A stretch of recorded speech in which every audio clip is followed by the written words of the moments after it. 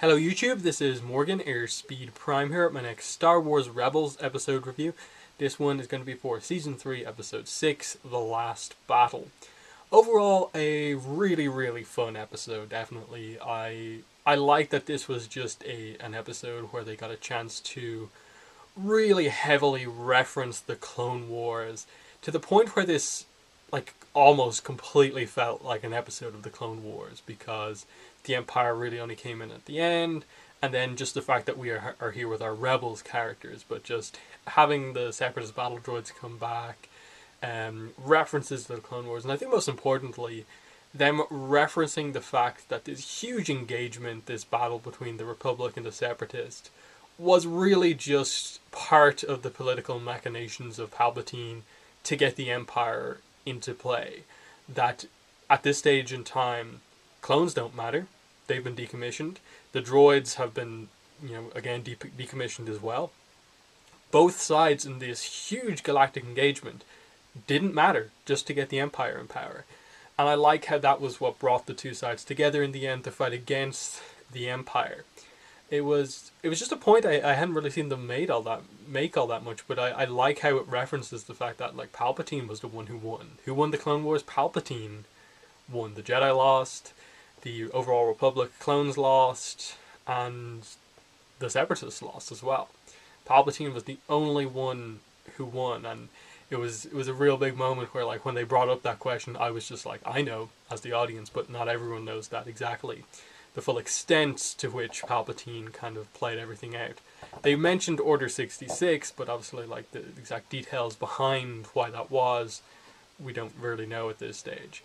So yeah, I just really did appreciate them bringing up that point at last. But overall, yeah, the episode, I wouldn't say it was the most stunning episode ever of Star Wars Rebels, but it was just, I think, a needed episode. Focus on Rex, more references back to the Clone Wars, seeing kind of Ezra take a role in that for the first time, really talk about that stuff, and just a lot of kind of fun action, because I think just having stuff like destroyer droids in play, the standard battle droids, they add a lot of fun to the battles, and that the battle droids are kind of just the only threat that they hold is numbers, whereas the destroyer droids are hugely powerful things that really force you to retreat. And it's one of the one weaknesses though, the Empire, we haven't really seen them bring out any just super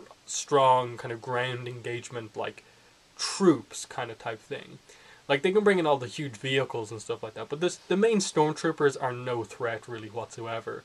They have the Inquisitors every so often as more powerful kind of one-on-one fighters, but I think what we kind of are missing is a kind of destroyer droid member of the stormtroopers. They're meant to be reasonably skilled people in fighting, hence why they became part of this and get these positions, but they basically just have nothing apart from numbers going for them. So I think that's something they should kind of move to somewhat fix going forward, just to make the battles a little bit more interesting. As I said, straight away, the destroyer droid fights in this episode, they were pinned back by just a couple of destroyer droids having a height advantage on them. And then when they got pinned in the corridor, that was a huge fight that Rex nearly got killed. Ezra nearly got defeated as well. So the impact and change to the fights that adding these older kind of designs of droids into play added. The big kind of conclusion here being that the plot of the episode revolves around them going to this place, the site of an old kind of battlefield of the Clone Wars, to find if there's any kind of weaponry left over for the rebellion to use.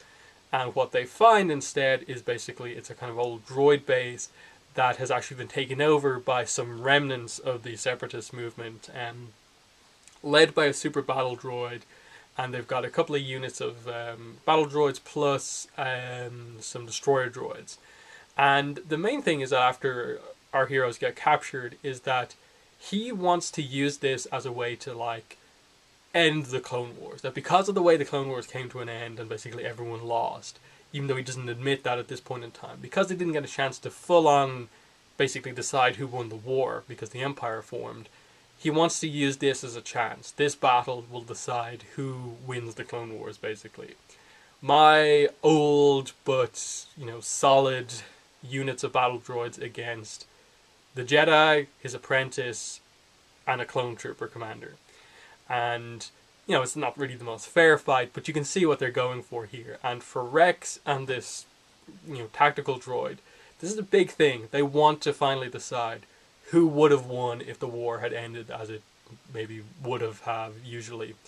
The Grand Armed Republic or the Separatists. And so there's a huge investment from both of them to get it right. Rex is like super focused on tactics, like we have to nail every single strategic thing that we do to get this right. He wants to win this once he gets back into the fight. Equally so, the tactical droid also wants to win for the Separatists. In the end, we get to a point where it's kind of like, look, like Ezra kind of points out that like none of us won. The Empire was the one who won because look, we nearly got defeated because the only reason we didn't get defeated is because your droids are old. At the same time, we have one clone trooper here, and the Jedi that we have here, we're not like master Jedis like we had in the Clone Wars. Both sides didn't really represent everything of both sides, so it wouldn't have even proven all that much.